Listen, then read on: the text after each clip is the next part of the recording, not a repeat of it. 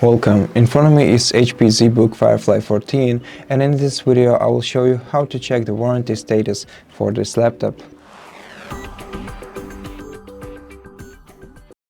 So to check the warranty status for your laptop, you have to check the serial number and also the product number of this device, which you can easily see on the back of your laptop.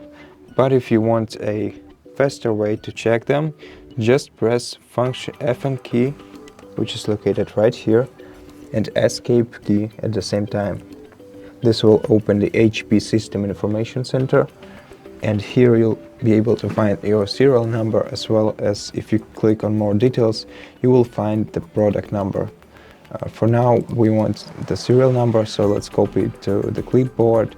Then let's open your browser and in search for HP check warranty.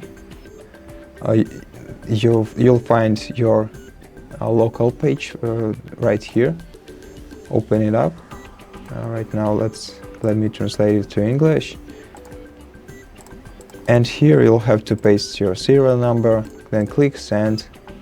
Then once it asks for the product number, copy it to the clipboard and paste it right here and click send again. And on this page you will be able to find your warranty status as well as all of this information about your device.